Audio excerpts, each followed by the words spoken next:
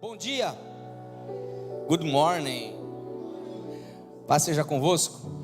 Eu estou em casa, estou feliz, feliz demais, gente. É a nossa sétima ministração. Chegamos domingo passado, já estou na sétima mensagem.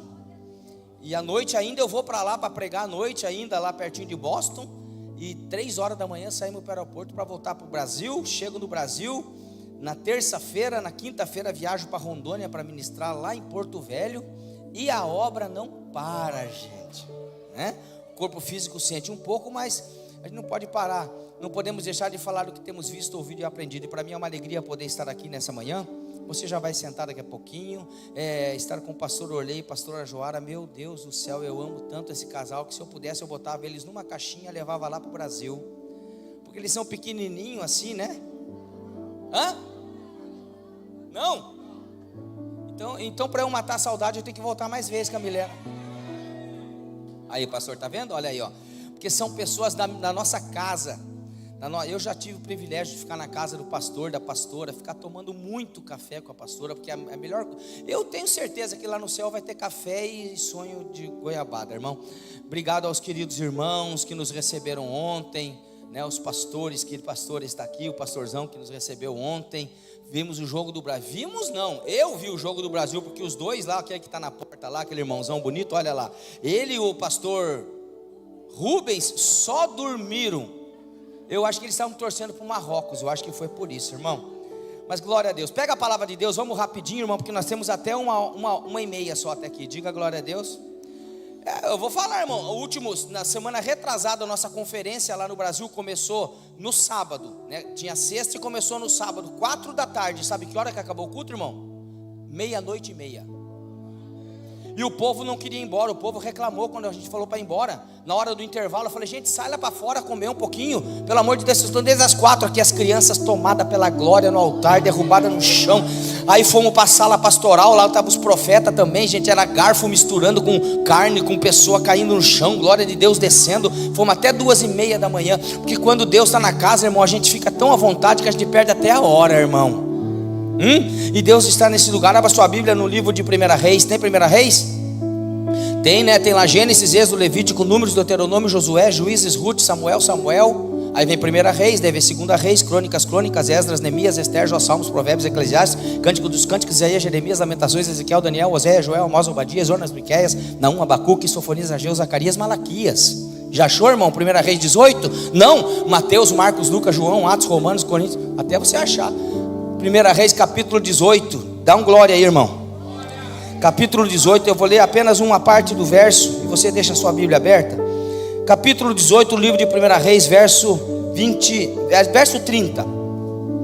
Diz assim a escritura: então Elias disse a todo o povo: chegai-vos a mim. E todo o povo se achegou a ele. Diga amém.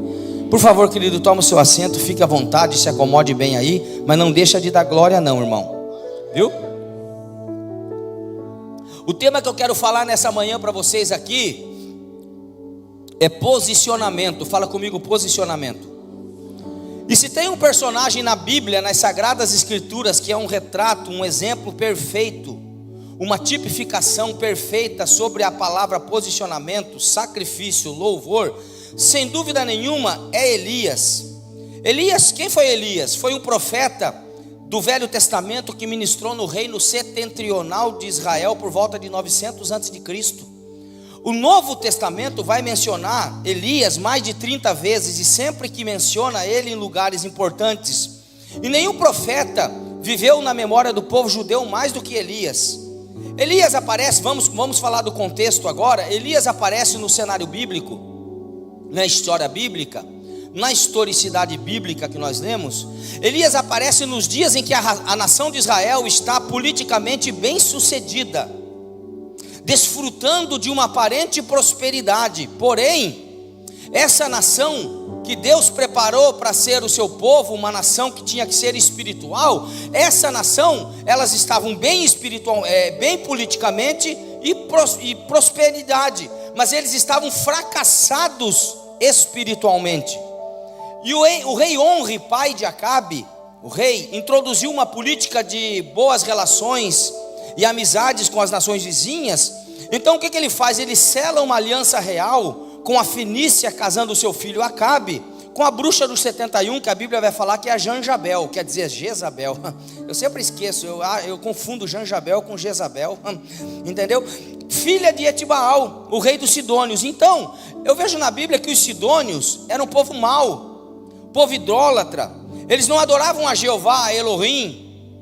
Eles não adoravam a Deus, mas sim eles adoravam a Baal. E Jezabel influenciou e persuadiu Acabe para que a adoração lá em Israel cessasse e fosse agora oferecida para Baal, o Deus da Fenícia, e não para o Deus verdadeiro. Então veja que aquelas pessoas que eram profetas, redobre sua atenção, aquelas pessoas que eram homens e mulheres de Deus, não se posicionaram a favor de Deus. Eles não se posicionaram a favor do seu Senhor, mas eles preferiram ficar ao lado de Acabe em troca do conforto real que isso lhes proporcionaria para comer na mesa da Jezabel.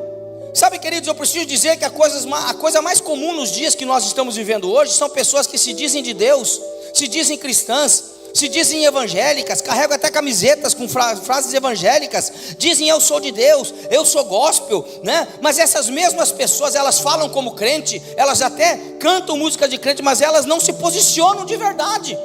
Ficam neutras em situações que a Bíblia condena, não se posicionando em muitas situações. Por quê? Porque se elas fizerem isso, elas vão perder alguma coisa, elas vão perder uma posição, elas vão perder dinheiro, elas vão perder um relacionamento. E é nesse contexto histórico aí também que aparece o profeta Elias. Sendo o que, pastor Rodrigo? Sendo boca de Deus para aquele reino, sendo boca de juízo para aquele povo. Sabe, Elias, o que ele faz? Alguns milagres de Elias, eu estou na introdução ainda. Ele fecha o céu através da oração para que o céu não dê chuva. Depois ele ora pedindo fogo para que Deus mande fogo do céu e queime o holocausto. Depois ele ora e pede chuva para que Deus abra o céu e mande a chuva. Eu preciso dizer nessa manhã, queridos, que a palavra profética, uau, isso aqui é poderoso. A palavra profética muda uma estação. 3 anos e meio de seca, você acha que não mudou o cenário? Pode abaixar só um pouquinho, querida. Você acha que não mudou o cenário? 3 anos e meio de seca mudou o tempo, mudou o retrato, mudou a fotografia, mudou a paisagem. Eu preciso dizer que uma palavra profética, guarda o que eu vou te falar, uma palavra profética que sai desse lugar aqui, ele tem o poder de tirar você de um lugar e colocar você num outro lugar. Uma palavra profética tem poder de mudar uma estação na vida de uma pessoa. E eu vim dizer, eu sei que eu não vim só passear aqui não, irmão. É bom passear, mas eu não vim passear, mas eu não vim jogar palavras ao vento. Mas eu vim trazer uma palavra que pode mudar destino, pode mudar a vida de umas pessoas aqui nessa manhã. E a palavra de Deus pode tirar você de um lugar e pode colocar você num outro lugar. Olhe para a pessoa que está ao seu lado e diga assim: prepare-se porque a estação vai mudar. Não, fala para ele: prepare-se porque a estação vai mudar. E quando a estação muda, você precisa mudar também. Sim ou não? Eu não vejo ninguém aqui com blusa de lã. Alguém está de blusa de lã? Alguém está de touca? Alguém está daqueles negócios aqui que nem sei o nome que chama, chale. Eu ia falar cacharréu é coisa do antigo, né? De botona. Por que ninguém está assim hoje? Por quê?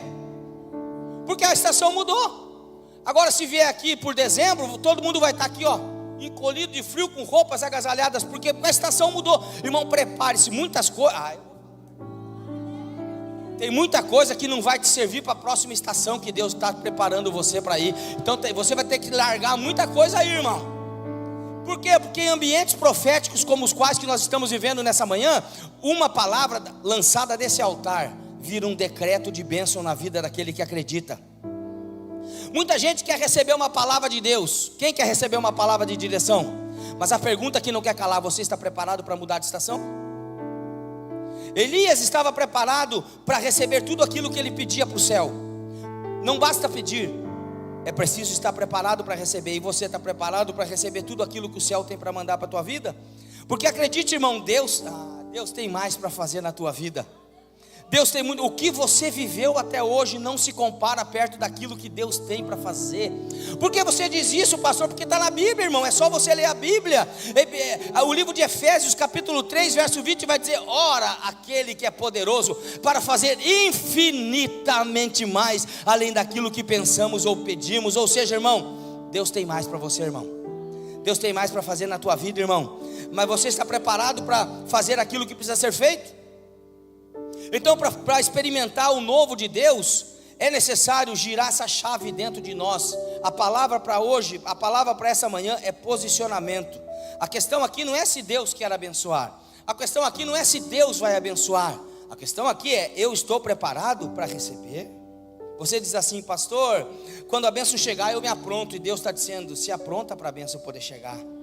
Sabe, queridos, quando você decide do lado de fora, aliás, quando você decide as coisas aqui dentro, no teu espírito, Deus começa a cooperar com você do lado de fora. Quando você decide aqui do lado de dentro, porta que fecha na cara de todo mundo, sabe o que acontece? Começa a abrir para você. A mão que não se estende para ajudar ninguém, se estende para ajudar você. Quem diz não para todo mundo, começa a dizer sim para você. Por quê? Porque você decidiu do lado de dentro. Sabe, querido, a Bíblia vai dizer que Elias chamou o povo dizendo: chegai-vos a mim. Posicionamento, senhores, irmãos, queridos, é chamar responsabilidade. Posicionamento é parar de transferir a culpa para os outros. Posicionamento é parar de transferir a culpa para o cônjuge, para o homem que está ao seu lado, para a mulher. Posicionamento é parar de transferir a culpa para o governo, para a situação atual do país. Sabe o que é posicionamento? Eu estou na introdução ainda. É assumir a culpa dos seus erros, é parar de se vitimizar, de fazer parte daquela geração que tem dentro da igreja, só lá em Curitiba, aqui graças a Deus não, aquela geração que só reclama, murmura, geração do mimimi, bando de crente Nutella, geração Nutella. Sabe o que é posicionamento? É colocar a mão na massa, é parar de ficar olhando os outros trabalhar e começar a trabalhar também, é encarar a realidade dos fatos. Nós somos uma geração de pessoas paradas, estagnadas, paralisadas, sem reação, sem perspectiva, sem sonhos, sem projetos. Tem pessoas que dizem assim: ah, eu estou esperando uma resposta do céu, mas eu preciso dizer para você que Deus também está esperando uma resposta tua. O céu está esperando uma atitude tua. O céu está esperando o homem, você que está aqui, mulher, o céu está esperando um posicionamento. E quando você se posiciona aqui na terra, sabe o que acontece? Me pergunte o que, pastor? Lá do céu Deus responde.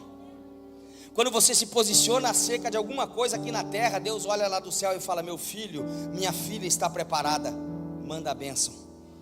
Quando você olha um texto como esse, irmão, você precisa observar algumas coisas num texto como esse. E eu entendo que a primeira coisa que eu aprendo é que a primeira ação não foi do céu. Você sabe qual é o nosso problema? Pergunte qual, pastor? Nós entramos na igreja e esperamos que o céu se manifeste a nosso favor. Mas eu preciso dizer nessa manhã, quem tem ouvidos para ouvir, ouça o que o Espírito está dizendo à igreja nessa manhã. Nada acontece lá sem que primeiro tenha acontecido aqui. O céu, ele é reativo. Primeiro você faz a sua oração, você faz a sua adoração, você manda para o céu entende aquela adoração e ele reage em forma de bênção na vida de quem acredita e na vida de quem crê. Então, irmão, quando você faz para Deus o que ninguém faz, sabe o que acontece? Deus faz para você o que não está fazendo para ninguém. Quando você tem coragem de entregar para Deus aquilo que pouca gente tem coragem de entregar, sabe o que acontece? Deus entrega para você o que pouca gente está recebendo, irmão. Em primeiro lugar, posicionando. Fala comigo, posição. Fala posicionamento. Em segundo lugar, o que Elias faz? A Bíblia vai dizer assim: e todo o povo se achegou a ele, e Elias restaurou o altar do Senhor que estava em ruínas. Vamos caminhar na Bíblia, restaurando e renovando o altar em nossas vidas. Ouça, todos os homens e mulheres de Deus na Bíblia. Tem homem e mulher de Deus aqui nessa manhã? Na Bíblia, todos os homens e mulheres de Deus tinham altares na sua vida. Não existe homem e mulher de Deus sem altar na sua vida. A restauração, ela começa a partir de mim, a partir de nós, consertando o altar que muitas vezes pode estar quebrado. Muitas vezes pode estar: mas eu tenho 10 anos de igreja, 20 anos de igreja, mas muitas vezes você não percebeu que às vezes Deus não tem se manifestado da forma que quer se manifestar, porque esse altar está quebrado. A Bíblia vai dizer que enquanto os profetas de Baal esculhambaram o altar, quebraram o altar, Elias fez a prioridade de consertar o altar, reparar o altar. O que me faz entender, que te faz entender, que se precisou consertar é porque alguém esculhambou. Se precisou restaurar é porque alguém quebrou. Sabe, muita gente dentro da igreja pede fogo do céu, manda fogo do céu, e as músicas pentecostais, fogo do céu, tem fogo aqui, irmão, e manda fogo do céu. Mas a pergunta que não quer calar para você nessa manhã: o seu altar está em ordem para que o fogo do céu desça sobre a sua vida?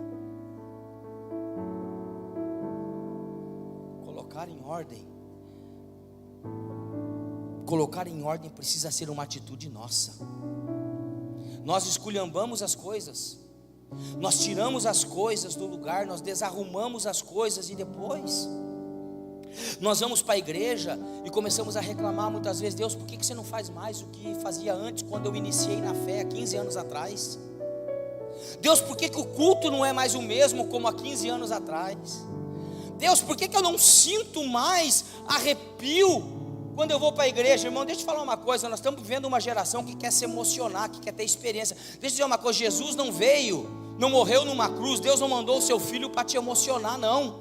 Deus mandou o seu filho na cruz para te salvar, para te transformar, para te limpar, para te levar para o céu. Sabe, queridos, essa é a grande verdade. Porque eu não sinto mais como antes, porque a igreja não é mais como antes, porque os cultos não são mais como antes. E Deus está nos dizendo nessa manhã: eu sou o mesmo Deus, eu sou o mesmo Deus. Jesus Cristo é o mesmo ontem, hoje e eternamente. Jesus está dizendo, Deus está dizendo: eu continuo fazendo as mesmas coisas. Eu continuo fazendo as mesmas coisas. O problema é que você encruou dentro da igreja, você se acostumou com as coisas que eu faço, e você acha que porque você tem 15, 20 anos de fé, você pode medir os outros com a tua régua de justiça. Você pode vir para o culto com o teu termômetro espiritual, dizendo assim: hoje o culto está frio. Não, frio está você. Meu irmão, deixa eu falar uma coisa: para com essa conversa fiada de querer sentir fogo do céu na igreja. Fogo você traz de casa.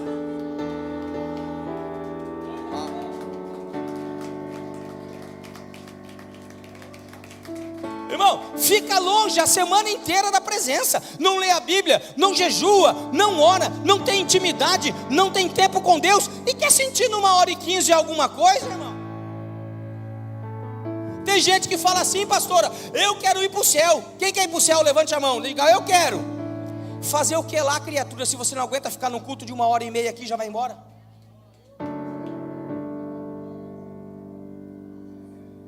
Quer ir para o céu? Ir para o céu? Você quer passar a eternidade? Você sabe o que é eternidade, criatura? Sabe o que é eternidade? Não, nem eu. Você quer ter a eternidade com Deus, mas não aguenta ficar 1 hora aqui? Não sei, o ser humano precisa ser levado para a NASA para ser estudado mesmo. Sabe, Deus está dizendo: o problema é que você se acostumou com as coisas que eu faço. Ir para a igreja virou uma rotina para você.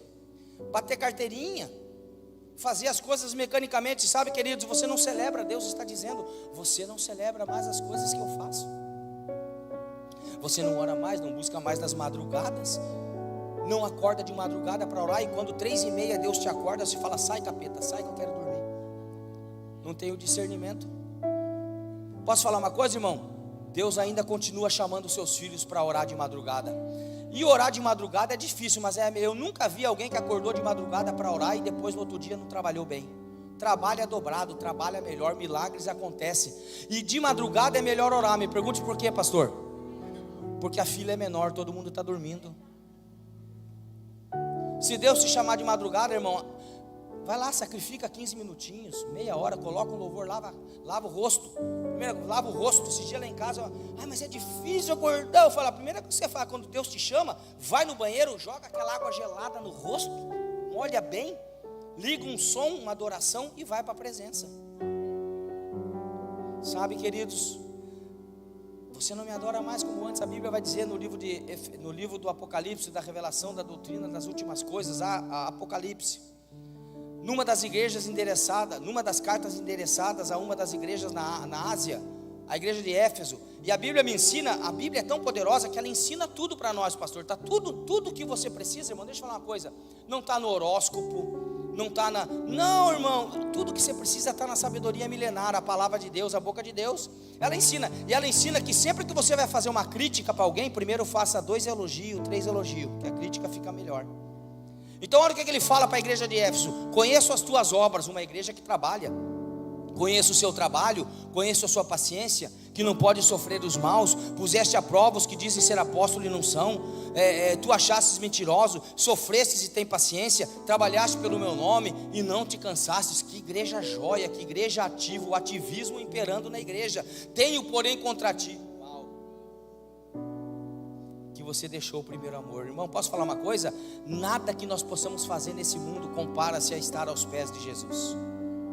Nenhum trabalho que você faça, que é muito importante, se compara a estar na presença de Jesus. Então Deus está dizendo nessa manhã para algumas pessoas: eu continuo o mesmo.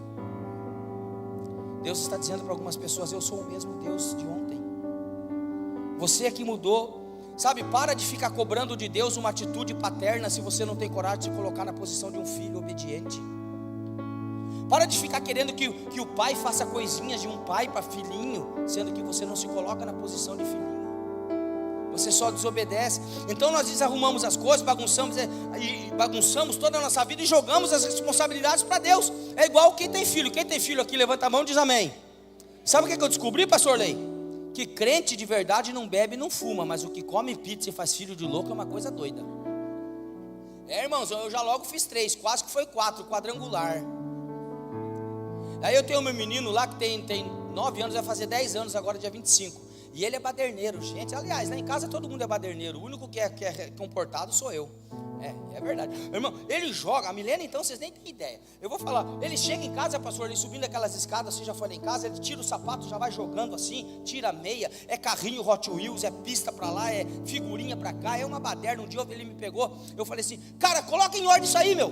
Ele falou: pai, me ajuda. Eu falei: ajuda coisa nenhuma. Você é meu escravo. Puxei ele pela orelha, falei: agora você arruma isso aí, que eu tô cansado de ficar arrumando tuas coisas. E ele ficou lá murmurando, chorando, lá dentro de um quartinho lá, ficava olhando para fora na porta, assim, para alguém ter misericórdia e vir ajudar. Sabe o que eu quero dizer? Me pergunte o que, pastor? Tem muita gente que entra na igreja e fala assim: Deus, os carrinhos estão tudo bagunçado, o meu sapato está lá, me ajuda a colocar em ordem a minha bagunça. E Deus está dizendo nessa manhã, em outras palavras: eu me cansei de ficar arrumando teus problemas, se vira. Essa não é uma mensagem apreciada pela turma. Mas eu vou falar uma coisa para você. Fala assim: problemas eu causo, eu arrumo. Daqui a pouco eu vou te mostrar. Tem muita gente que não gosta quando eu falo isso. Fala: que mensagem é essa que esse pastor está falando aí? Mas eu vou mostrar para você daqui a pouco, irmão. Sabe, a verdade é que nós, como filhos de Deus, homens e mulheres de Deus, nós temos uma grande tendência em querer espiritualizar tudo. Mas eu preciso dizer nessa manhã: para de espiritualizar aquilo que precisa ser resolvido com posicionamento. Posso filosofar aqui, irmão? Sim ou não? Você vai, guarda essa filosofia, porque ela é para a vida, tá bom? Nunca mais você vai esquecer, irmã. Uma coisa é uma coisa, outra coisa é outra coisa. Para de espiritualizar aquilo que precisa ser resolvido com posicionamento. Comece a resolver hoje os seus problemas aqui. Nós causamos os nossos problemas, precisamos arrumar. A palavra hebraica para restaurar é hadash, que significa não somente restaurar, mas também renovar, mas também reparar. Precisamos confrontar o que precisa ser confrontado, abater aquilo que precisa ser abatido, alinhar o nosso coração, as nossas emoções, limpar os nossos relacionamentos. Quem quer crescer, levanta a mão e diz amém. Quem quer crescer, diz eu quero. Mas você insiste em andar com pessoas que te puxam para baixo. Limpa os relacionamentos. Elias aceitou o desafio de consertar o altar diante dos sacerdotes de Baal. E os sacerdotes de Baal são muitos, não são poucos, eles estão lá fora. Então não importa quem você vai ter que desagradar, esqueça o que vão falar, esqueça o que estão dizendo, esqueça o que vão pensar, vão pensar o que de mim. Esqueça as retaliações que você poderá sofrer, porque você precisa entender que a casa do paizão tem regra, a casa do pai tem regra, irmão, não é assim. A casa do pai tem regra. Nós estamos vivendo, pastor Orley, um tempo chato. O tempo chato que nós estamos vivendo. Às vezes a turma lá na igreja, como aqui fica transmitindo o culto, e a turma fala assim: pastor, não, você tem que pegar mais pesado, você vai pegar mais leve, você pega muito pesado, porque vai ofender os irmãos da igreja, as ovelhinhas da igreja, porque você tem que ser mais tranquilo, tem que botar um filtro na mensagem, pastor. Aí eu falo: filtro vá pro raio que o parta. Eu sou da época que os crentes tinham que tomar vergonha e entrar na Bíblia, andar segundo a palavra de Deus, e não a palavra de Deus ficar tentando se adequar ao seu velho tipo de vida, irmão. Tempo chato esse que nós estamos vivendo agora. Saudade do tempo em que se pregava o evangelho aqui, na unção do Espírito Santo, como nessa manhã o Espírito Santo está nesse lugar. Quem sente ele aqui nessa manhã? Pregava a unção do Espírito Santo, as pessoas choravam, vinham com lenço, as pessoas levavam um lenço para a igreja, dobravam o joelho, não precisava nem fazer apelo, falava: eu quero esse Jesus, eu estou arrependido dos meus pecados, eu preciso me consertar nessa manhã, sabe? Hoje não, hoje você prega, sabe o que acontece, pastora? As pessoas ficam chateadas, iradas com o pastor por causa da mensagem e trocam de igreja, vai lá para a esquina. Que querem uma mensagem água com açúcar. Eu não tenho mensagem água com açúcar, irmão, mas eu tenho um remédio que pode transformar a tua vida, mudar a tua história, e ele é Jesus Cristo. Água com açúcar nunca mudou a vida de ninguém. Mas agora é um self-service. A primeira vez que eu vim aqui, o pastor Lê me levou num self-service chinês lá, que, meu Deus do céu, eu comi tanto, irmão. Era um self-service chinês que tinha, lembra, pastor? Meu Deus, ele falou que tem lá, meu Deus, era muita coisa. Hoje em dia o evangelho tem self-service para todo gosto, irmão. Você não gostou daqui, tem fast food, não quer fast food, tem uma coisa mais rápida ali. Se quiser uma coisa, irmão, é uma bagunça, irmão. Então fica na fé, fica onde Deus te chamou, cria raiz. Posso falar, irmão? Crente, você é uma árvore, Jesus nos comparou a árvore. Se você abandonar a raiz, você morre, irmão. Sabe? Homem e mulher de Deus precisam ter regras. Eu preciso ir rápido aqui, eu já vou acabar. Diga graças a Deus. Lá na igreja, quando eu falo eu vou acabar, o pessoal, né, Milena? O pessoal murmura, eles falam: ah, pastor, não. Você entendeu? Entendeu, não? Irmãos, eu já vou acabar, irmãos. Todos vocês. Irmão, que coisa linda. Quando o pastor fala que já vai acabar, vai demorar logo mais 1 hora. Diga glória a Deus. Tem um irmão lá que falou: ah, pastor, vai. Deus está me revelando aqui, irmão, que está no oculto. Então olha só, irmão, nós precisamos ser mais espirituais. Homem e mulher, tem homem e mulher de Deus aqui? Precisam ter regras na sua vida. Para de fazer reverência para aquilo que você precisa fazer resistência. A Bíblia diz assim: resistir ao diabo, e ele não fazer reverência para o diabo. Resistir ao diabo, não ao diácono que está na porta. Resistir ao diabo e ele fugirá de vós. Mas tem muito crente fazendo reverência para o pecado, fazendo reverência para Satanás, fazendo reverência para as obras da carne, fazendo reverência para a mentira, fazendo reverência para a pornografia, fazendo reverência para tudo que não presta. Deus não mandou você fazer reverência para isso. Ele disse assim: resistir a tudo isso e ele fugirá de vós. Sabe, querido, se não há culto na vida, atenção, guarda essa frase, eu amo trabalhar com frases, nem falei dos livros, depois eu falo rapidinho. Se não há culto na vida, não pode haver vida no culto. Vou falar de novo, rasgado, vou falar rasgado para você entender. Se não há culto na vida, não pode ter vida no culto. Nada pode acontecer aqui nesse ambiente sem que primeiro tenha acontecido no secreto lá.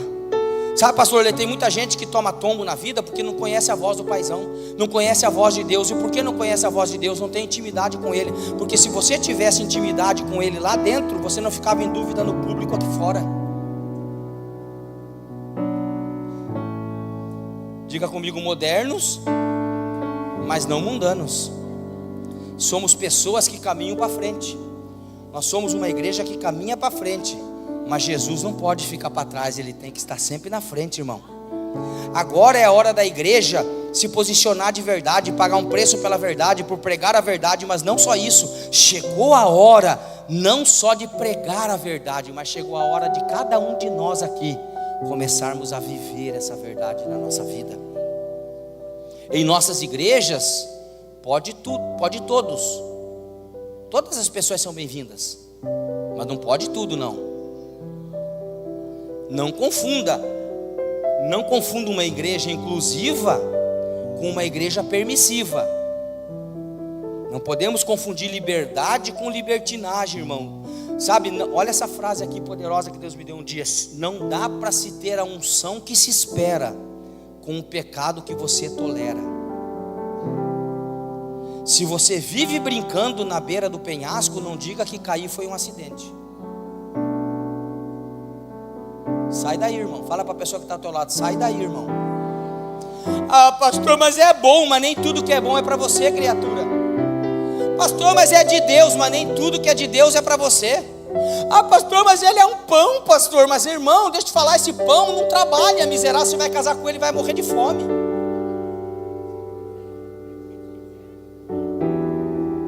Eu preciso ir rápido aqui, irmão. Terceiro lugar, pedras brutas. Fala comigo, pedras brutas. No altar, quando o pastor tira o blazer, que a chapa está esquentando, o pica-pau vai sair do toco, a tampa da chaleira vai voar, irmão. Meu Deus do céu, estou sentindo a presença dele aqui. Quem está sentindo? Tem uma meia dúzia de irmão crente sentindo a presença dele aqui. Glória a Deus. No altar foram colocados pedras brutas, 12 pedras. Quantas pedras? Tipificando, emblematizando, simbolizando as 12 tribos de Israel. No altar da adoração foram colocadas pedras brutas e não pedras talhadas. Êxodo capítulo 20, verso 25 vai dizer assim a escritura: e se me fizeres um altar de pedras, não o farás de pedras lavradas.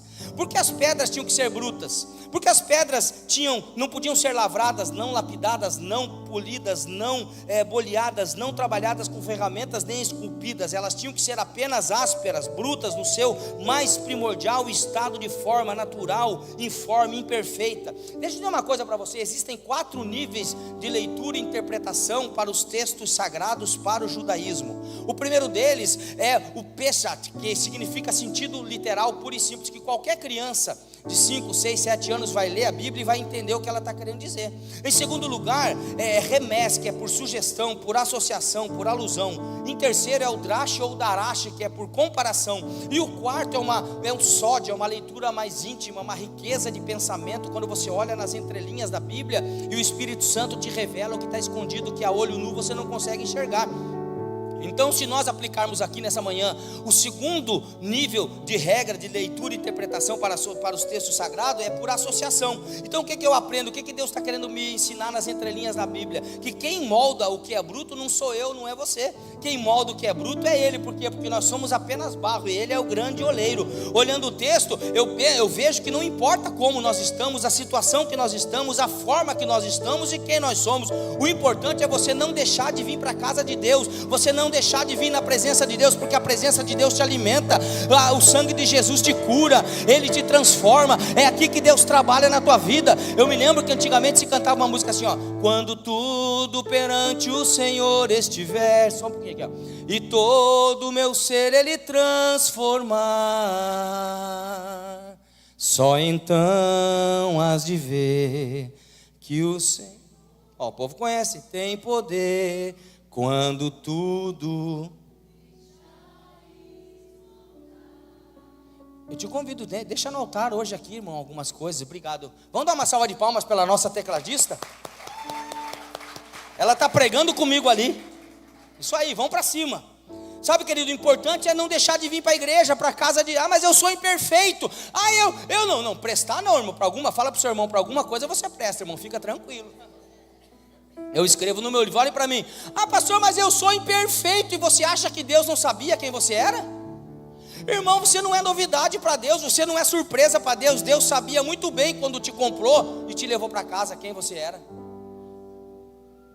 Sabe, não fica querendo cobrar dos outros aquilo que você não consegue fazer. Para de querer cobrar dos outros a obra que só o Espírito Santo pode cobrar. Para de cobrar dos outros aquilo que você não consegue fazer. Você não consegue fazer e quer que os outros façam. Irmão, o exemplo arrasta mais do que palavra. Olha só, o que você faz, atenção, tem a ver com testemunho.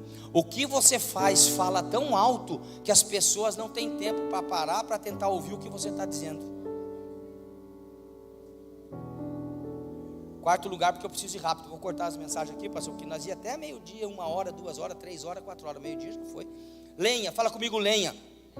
No altar da adoração foi colocado lenha. Vamos recapitular porque é didático. Primeiro ele se posiciona. Segundo ele restaura e renova o altar. Terceiro ele coloca as 12 pedras. Agora ele coloca a lenha. No altar foi colocado lenha. E quando vai falar de lenha, ele está falando de algo novo para ser queimado. Às vezes nós não estamos mais sentindo o fogo de Deus na nossa vida. Por quê, meus irmãos? Porque nós queremos que Deus venha acender fogo aonde? Na nossa cinza. Mas eu preciso dizer que Deus não acende fogo em cinza. Mas quando você traz a lenha é diferente. Eu nunca vi ninguém acender fogo em cinza. Aliás, para que serve cinza? Para nada. Antigamente as pessoas, quem fumava, usava aquele cinzeiro. Para quê? Você colocava a cinza ali e depois jogava fora, o vento levava. Não serve para nada. Mas quando o crente traz lenha, pai, quando o crente, vê se o teu... Ei, fala, tá com lenha aí, irmão? Trouxe a lenha hoje ou não? Pergunta para o seu irmão: trouxe a lenha aí, criatura? Tem vou falar, tem algumas lenhas aí que já estão pegando fogo nessa manhã. Tem ali um glória, tem um aleluia, tem umas lenhas que já estão pegando fogo lá atrás, sendo cheio do Espírito. Já tem lenha pegando fogo, aqui nessa manhã. Sabe, querido, Deus não queima cinza, Deus queima lenha. Hoje é dia, é tempo de renovo para a sua vida, é tempo de renovação para a sua casa, é tempo de renovação para a sua família, é tempo de renovação para o seu casamento, é tempo de renovação para o seu trabalho, é tempo de renovação para o seu ministério, para esta igreja. Busca uma nova mentalidade, deixa o passado lá para trás, os velhos hábitos, as velhas atitudes lá para trás. Decida, se posicione, fazer aquilo que precisa ser feito, acabar com o que precisa acabar, por fim naquilo que precisa ter um fim, iniciar aquilo que precisa iniciar. Se posicione, tenha uma postura de crente, irmão, tenha uma postura decente com aquilo que você professa, com aquilo que você acredita. Se tempo eu tivesse para falar de coerência e incoerência, irmão, tem lugar lá em Curitiba que eu não posso andar. Me pergunte por quê, pastor? Por causa da unção que Deus depositou na minha vida. Por que eu não posso andar? Porque é incoerente com o meu ministério, porque é incoerente com a unção que eu carrego, irmão. O Espírito Santo que está dentro de mim vai se entristecer. Vou falar, tem mesa que eu não posso sentar, porque se eu sentar lá, o Espírito Santo levanta na hora.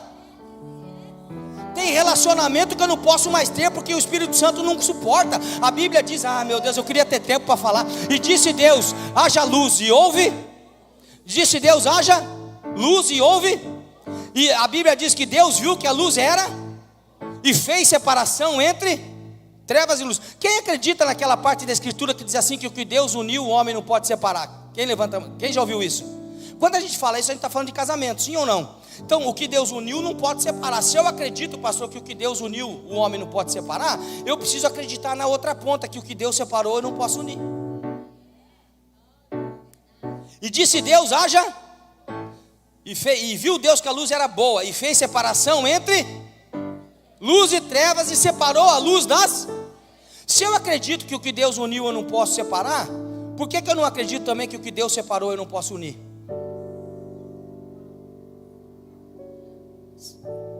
Por que a gente fica querendo unir luz e trevas? Julgo desigual, tem como, irmão? Não. Um é luz, outro é treva, tem como ou não? Não. Então se posicione. Tem lugar que eu não posso ir. Esse dia eu falei para minha filha, filha, a tua régua é alta, e você que colocou ela, não reclama não. Pai, mas eu falei, olha, tem coisa que para os outros crentes, para as outras meninas da tua idade vai ser fácil, mas para você vai ser difícil. Por quê? Por causa da unção que você carrega. Tem coisa que para as outras pessoas vai ser fácil, mas para você que tem ministério vai ser difícil, porque Deus depositou algo. Diga para olha para o teu irmão e fala assim, aceita que dói menos, criatura.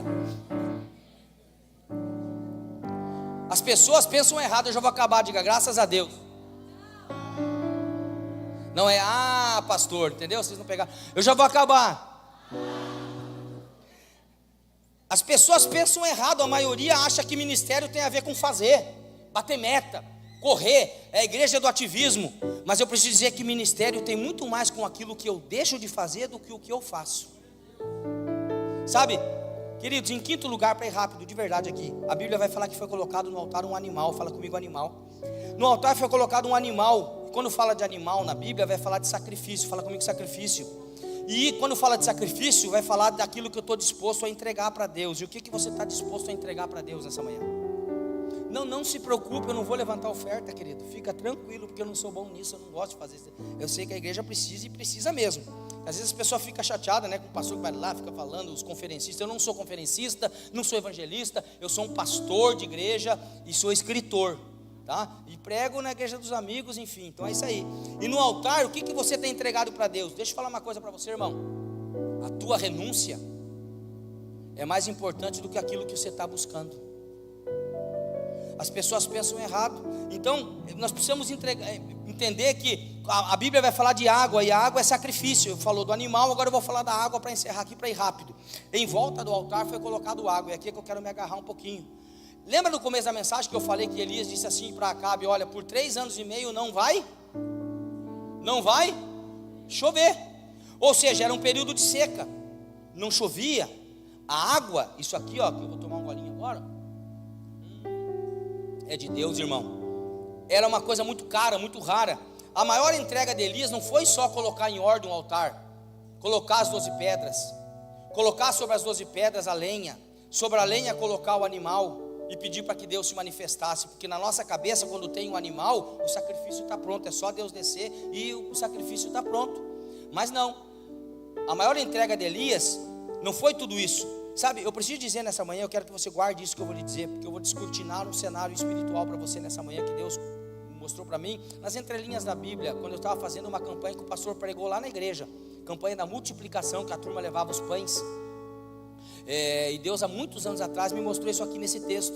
Tem muita gente que tem a semente certa, fala comigo, semente certa, fala forte, semente certa, mas sabe qual é o seu problema? Sabe que você não está colhendo? Me pergunte por quê, pastor? Porque você está semeando na terra errada. Não basta ter a semente boa e certa, se você semear na terra errada, ela não frutifica. A pergunta que eu te faço, por onde você tem semeado as suas sementes? Peça ao Espírito Santo discernimento para saber aonde você tem que colocar essa semente, na vida de quem você tem que plantar essa semente. Tem gente que paga pizza para ímpio. A Bíblia vai dizer em Salmo 1, bem-aventurado o varão, e não denota sexo, o varão, homem e mulher, bem-aventurado o varão que não anda segundo o conselho dos ímpios, nem se detém no caminho dos pecadores, nem se assenta na roda dos escarnecedores. Tem gente, pastor Lei, que paga para aquela vizinha fuxiqueira, paga um café para ela, para ir lá ter, ai, será que ela vai me dar uma revelação? Irmão, poderia vir alguma coisa boa de lá, irmão, pelo amor de Deus, mas não é capaz de pagar uma pizza para o pastor, que está aqui todo dia, orando. Olha lá, tá vendo? Não paga um almoço para o pastor. Fala para a pessoa que está ao seu lado, sorria, irmão, sorria. Você vai pagar meu almoço daqui a pouco, fica tranquilo, irmão. Você não semeia na vida das pessoas. Posso falar? A pessoa fala assim, pastorzão, mas eu semeei, eu dei para aquela pessoa, eu honrei aquela pessoa. Bobão, quem mandou honrar quem não merece? Honra é para quem merece, não é para quem precisa. Pegou a visão ou não? Pegou essa chave ou não? A turma gosta da chave. Pegou essa chave? Posicionamento começa com renúncia. O que você está disposto a renunciar hoje a fazer aqui para que Deus se manifeste de uma forma que nunca mais se manifestou na sua vida? Entenda, irmão, olhe para mim. Vou falar, o que não te custa nada não vale nada. Não vem me dizer que é sacrifício se não custou. Não vem dizer que é sacrifício se não doeu, irmão. Sacrifício tem que doer. E os casados vão entender o que eu estou falando. Nós sacrificamos pelos nossos filhos, sim ou não? Nós deixamos de comprar um tênis novo para dar para o filho. Nós deixamos de pagar as nossas contas para pagar a conta de filho. Não é verdade, irmão? Sim ou não? Essa é a verdade, irmão. Sacrifício tem que doer no lombo, irmão. Tem gente que vem para a igreja e fala, eu estou indo para a igreja fazer um culto de 1h15 achando que é sacrifício. Eu vou falar uma coisa para você, irmão, sem medo de ser feliz. Eu perco a cabeça, mas não perco a coroa. Se você acha que é um sacrifício ficar na igreja num culto de 1h30 no domingo de manhã, você tem que rever a sua fé. Gente que acha que dá oferta do gato na igreja e está fazendo muita coisa. Você sabe qual é a oferta do gato, irmão? R$1, só dá R$1 na igreja. Miserável. Paga 1.200 para ver aquele bando de perna de pau lá do Brasil. Dá R$1 na igreja. Sangue de Cristo tem poder, irmão. Não existe amor sem sacrifício. Davi sabia disso, irmão. Davi sabia disso. A Bíblia diz que ele fez um censo e Deus se desagradou, porque ele fez algo que Deus não pediu, que Deus não mandou. Posso falar, irmão? Cuidado você que fica fazendo muita coisa que Deus não mandou. Comece a fazer o que Deus mandou e você vai ver o que vai acontecer na sua vida. E vou falar mais também, já estou aproveitando aqui mesmo, irmão. Cuidado com o que você anda pedindo para Deus, porque vai que Ele resolve te responder. E vou falar mais, depois que você pede e Deus te mostra, sabe o que acontece? Me pergunta o que, pastor? Cuidado com o que você fica pedindo para Deus te mostrar, porque se Ele te mostrar, você deixa de ser inocente, irmão.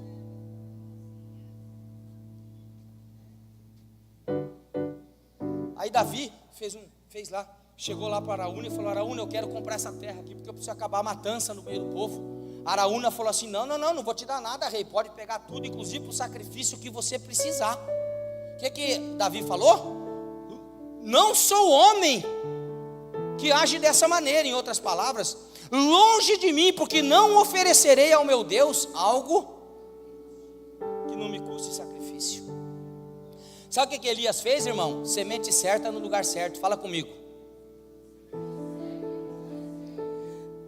Você lembra que eu falei aqui que quem cria problema tem que resolver problema? Quem lembra? Quem não gostou do que eu falei, eu vou te provar na Bíblia agora, irmão. você cria problema, você tem. Porque as pessoas são engraçadas, pastor. Chega final do ano, tem aquelas promoções lá no Brasil.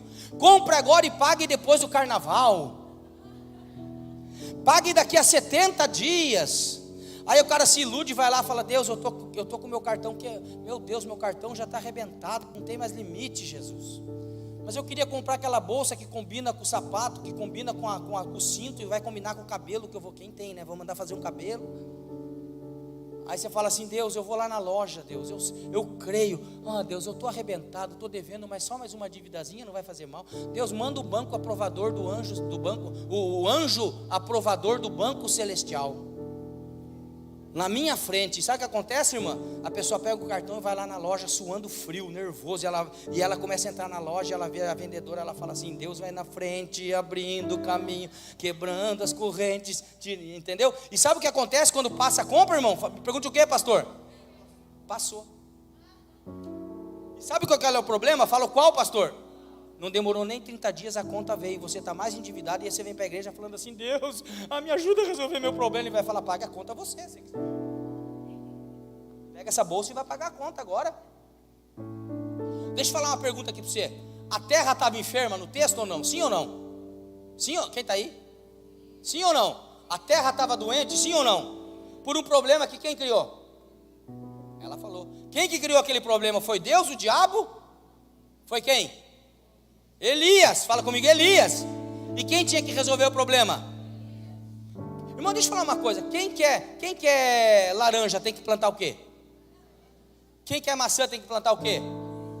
Pastor, é claro, né? Pois é, e você quer colher isso aqui plantando isso aqui? Esse é seu problema. Quer melancia, planta melancia. Agora Elias ia precisar do quê? Água. Por quê? Lá um Lá menor para Lá menor. Lá menor. Eu vejo uma pequena nuvem. Lá menor, sol e fá. Do tamanho da mão de um homem. Esse é o sinal, ó, que a tua chuva vai descer. Quem conhece? Faz chover.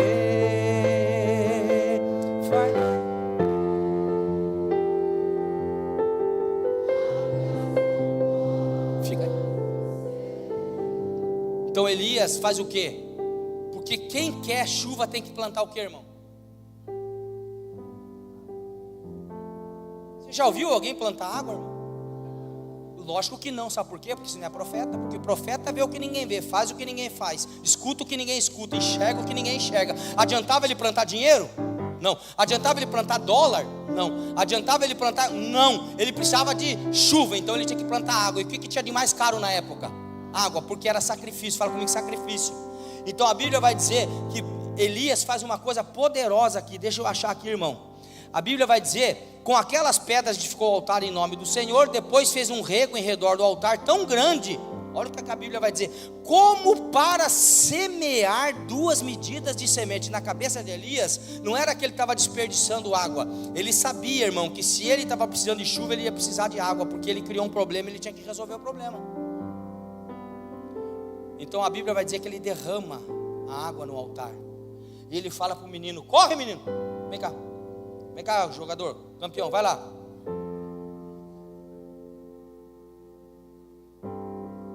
Vai lá e vê se tem nuvem lá. Vai, campeão, corre. Tem? O que tem lá? Não tem. Não tem? De novo, vai, 2 vezes. Vai, jogador. Aí, achou alguma coisa no céu? Não tem. Ah, mas não pode, de novo.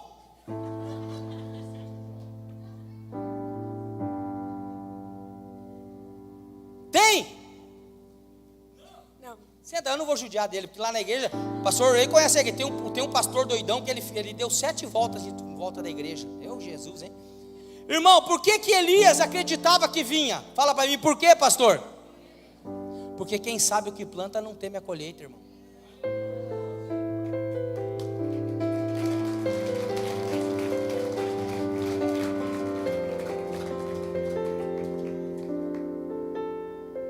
Só sabe o que se deve plantar.